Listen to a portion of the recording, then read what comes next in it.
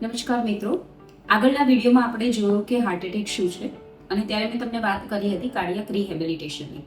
તો cardiac rehabilitation એટલે કે હાર્ટ એટેક આવ્યા પછી નવા જીવનની શરૂઆત. આપણે મોટાભાગે એવું માનતા હોઈએ છીએ કે ફક્ત દવા લઈ લીધી, સર્જરી કરાવી દીધી, બાયપાસ કરાવી દીધું એટલે આપણા હૃદયને કોઈ જોખમ નથી અથવા તો બધું સારું થઈ ગયું.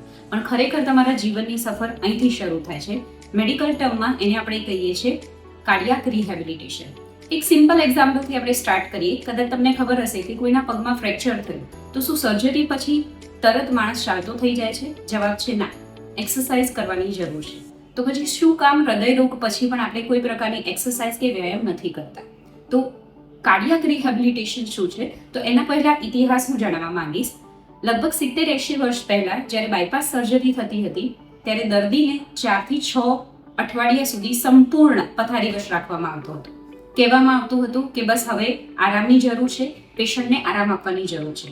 પરંતુ એના 10 વર્ષ પછી યુરોપ અને અમેરિકાના સાયન્ટિસ્ટોએ જ્યારે અધ્યયન કર્યું, રિસર્ચ કર્યા, ત્યારે તેમને જાણવા મળ્યું કે બેડ રેસ્ટ કરવાથી અથવા તો પથારીવશ રહેવાથી ખૂબ જ ગંભીર નુકસાન થાય છે તથા સેકન્ડરી કોમ્પ્લિકેશન વધી જાય છે અને જે ઓપરેશન કર્યું છે એની સફળતામાં પણ ઘટાડો થાય છે.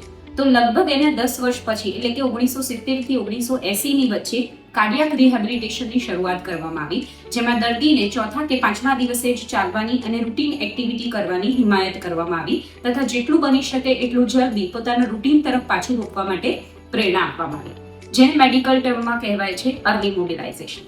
અર્લી મોબિલાઇઝેશન એટલે કે એકવાર સર્જરી થયા પછી પેશન્ટને એની મૂળભૂત સ્થિતિએ પાછો લાવવો, એમના જીવનની ગુણવત્તામાં વધારો કરવો. તો આ છે કાર્ડિયાક રિહેબિલિટેશન. કાર્ડિયાક રિહેબિલિટેશન એક વૈજ્ઞાનિક પદ્ધતિ છે જેમાં દર્દીને શારીરિક, માનસિક તથા સામાજિક રીતે તૈયાર કરવામાં આવે છે, સ્વસ્થ કરવામાં આવે છે, જુદી જુદી એક્સરસાઇઝ કરાવીને અને વૈજ્ઞાનિક ઢબે. તો શું કાર્ડિયાક રિહેબિલિટેશન ફક્ત વ્યાયામ છે? ના, કાર્ડિયાક રિહેબિલિટેશન ખાલી ફિઝિયોથેરાપી, ખાલી ફિઝિકલ થેરાપી કે વ્યાયામ નથી.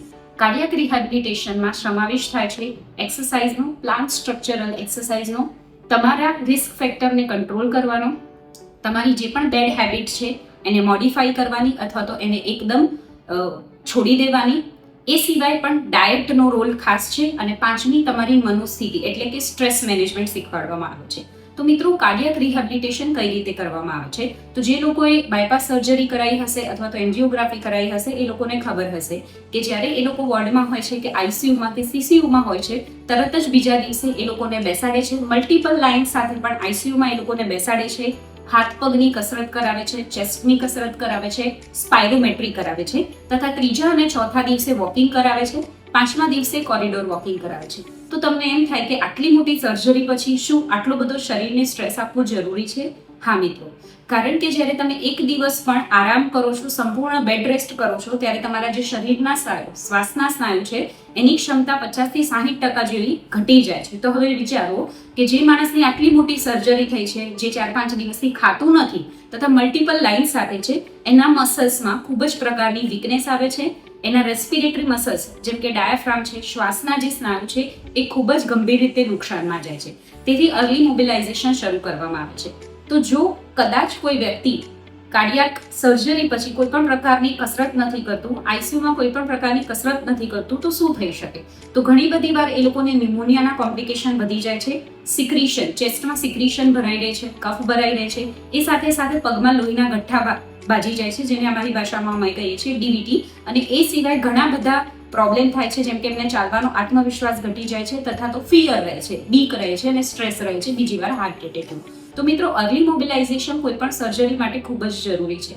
હવે બીજો એક પ્રશ્ન કે શું કાર્ડિયાક રિહેબિલિટેશન ખાલી બાયપાસ વાળા પેશન્ટ માટે છે? ના, પહેલા એવું કહેવામાં આવતું હતું 1970માં કે કાર્ડિયાક રિહેબિલિટેશન ફક્ત જે લોકોનું બાયપાસ કરાયું હોય તેમને આપવામાં આવે છે. પરંતુ હવે હૃદયને લગતી કોઈ પણ બીમારી, ઇવન ઇજેક્શન ફ્રેક્શન જે હૃદયની કાર્યક્ષમતા જેની 30 થી પણ ઓછી છે, વિથ પ્રિકોશન, એ દરેક વ્યક્તિનું જો તમે વ્યવસ્થિત વૈજ્ઞાનિક ઢબે એક્સરસાઇઝ કરાવો છો તો એના બેનિફિટ વધારે થાય છે, મેડિકલના ઓછા ડોઝની જરૂર પડે છે તથા એમની જીવન, એમની ક્વોલિટી ઓફ લાઈફ ખૂબ જ સારી રહે છે. તો મિત્રો, કાર્ડિયાક રિહેબિલિટેશનના કેટલા તબક્કા હોય છે અને એને કઈ રીતે કરવું? તો ઘણા લોકો કાર્ડિયાક રિહેબિલિટેશનના 3 તબક્કા, ઘણા લોકો 4 તબક્કાની વાત કરતા હોય છે.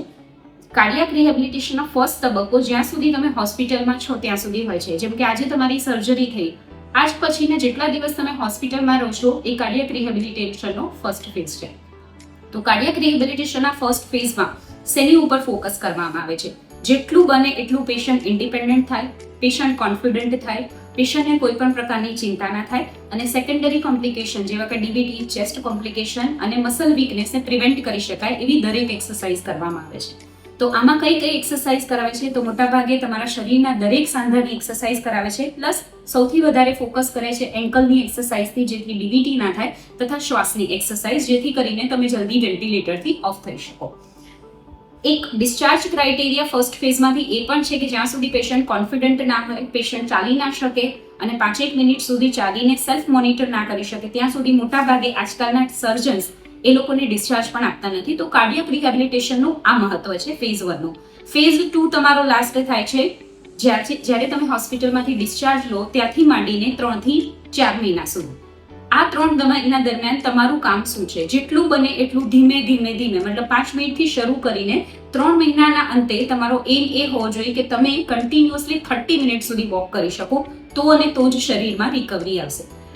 એન્જિયોપ્લાસ્ટી અને બાયપાસ સર્જરી તમારા હૃદયની નળીઓને જે બ્લોકેજ હતું એની સફાઈ કરી દે છે, નવા બાયપાસ ક્રિએટ કરે છે, પણ મસલ સુધી લોહી પહોંચાડવાનું કામ એક્સરસાઇઝ કરે છે. જ્યાં સુધી તમે હૃદય પાસેથી ડિમાન્ડ ક્રિએટ નહીં કરો, એની પાસેથી માંગણી નહીં કરો, ત્યાં સુધી તમારી ફંક્શનલ કેપેસિટી વધશે નહીં. એટલે ઘણા લોકો એવું માનતા હોય છે કે હવે બાયપાસ થઈ ગયું એટલે મને સારું છે, મારે કોઈ વ્યાયામની જરૂર નથી, પરંતુ ત્યાં તમે ખોટા છો. કોઈ પણ પ્રકારની સર્જરીથી ફક્ત ને ફક્ત એની એનાટોમીને કરેક્ટ કરી શકો છો, પરંતુ ફંક્શન કરવા માટે તમારે ફંક્શનલ એક્સરસાઇઝ કરવાની જરૂર છે, જેમ કે સાયકલિંગ અને વોકિંગ.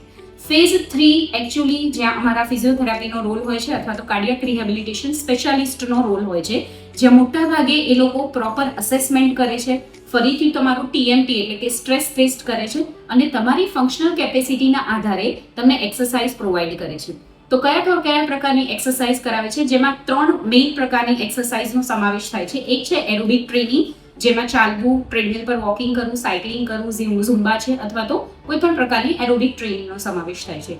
બીજો સમાવેશ થાય છે રેઝિસ્ટેડ ટ્રેનિંગ, એટલે કે તમારા સ્નાયુ ફંક્શનને વધારવું, સ્નાયુની તાકાત વધારવી, તથા ફ્લેક્સિબિલિટી ટ્રેનિંગ અને ન્યુરોમસ્ક્યુલર કોર્ડિનેશન ટ્રેનિંગ. આની સાથે સાથે તમારા ફેફસાની ક્ષમતા વધારવી, એ સિવાય ન્યુરોમસ્ક્યુલર કોર્ડિનેશન વધારવું, એ દરેક સમાવેશ થાય છે તમારો કાર્ડિયાક રિહેબિલિટેશનમાં. તો શું ફક્ત કાર્ડિયાક ફેઝ 3 માં કાર્ડિયાક રિહેબિલિટેશનમાં એક્સરસાઇઝનું જ મહત્વ છે?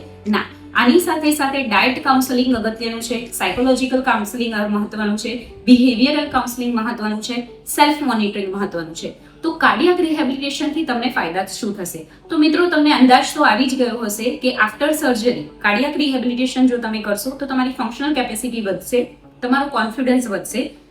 આની સાથે સાથે તમારા જે પણ રિસ્ક ફેક્ટર છે, જેમ કે ડાયાબિટીસ છે, કોલેસ્ટેરોલ છે, હાઇપરટેન્શન, એ જતા નથી રહ્યા, એ તમારા બોડીમાં છે, તો એ મહદ અંશે નિયંત્રણમાં આવશે તથા કંટ્રોલમાં આવશે. તો આ વાત હતી ફેઝ 3 કાર્ડિયાક રિહેબિલિટેશનની. હવે આપણે એ જાણીએ કે કદાચ કોઈ કાર્ડિયાક રિહેબિલિટેશન નથી કરતું, કે વોકિંગ કે એક્સરસાઇઝ કોઈ પણ પ્રકારની નથી કરતું, ફૂડમાં કંટ્રોલ નથી લાવતું, તો શું પ્રોબ્લેમ થઈ શકે? તો મિત્રો, જે લોકો એવું જાણવા મળ્યું છે કે જે લોકો કાર્ડિયાક રિહેબિલિટેશન નથી કરતા એમના મૃત્યુદરમાં વધારો થાય છે કમ્પેર ટુ જે લોકો કરે છે. એમની ક્વોલિટી ઓફ લાઈફ ખરાબ વધારે હોય છે, એમના રિસ્ક ફેક્ટર નિયંત્રણમાં નથી આવતા તથા ફરીથી નળીઓ બ્લોક થવા માંડે છે અને ગંભીર પરિણામો આવે છે. તો મિત્રો, જેમ આપણે કોઈ પણ પ્રકારના ફ્રેક્ચર અથવા કોઈ પણ બીમારી પછી ફિઝિયોથેરાપી કરીએ છીએ, હવે દરેક લોકોને તમારે જાગૃત કરવાની જરૂર છે કાર્ડિયાક રિહેબિલિટેશન વિશે. કાર્ડિયાક રિહેબિલિટેશન ફક્ત ને ફક્ત બાયપાસવાળા પેશન્ટો માટે નથી. હૃદયની કોઈ પણ બીમારી હોય, હૃદયના મસલ્સની વીકનેસ હોય, ઇવન તમને ડાયાબિટીસ અને હાઇપરટેન્શન, કોલેસ્ટેરોલ, થાઇરોઇડ બહુ લાંબા સમય સુધી હોય, બરાબર, તો તમને હાર્ટ એટેક ના આવે એના માટે પણ કાર્ડિયાક રિહેબિલિટેશન થાય છે. નમસ્કાર.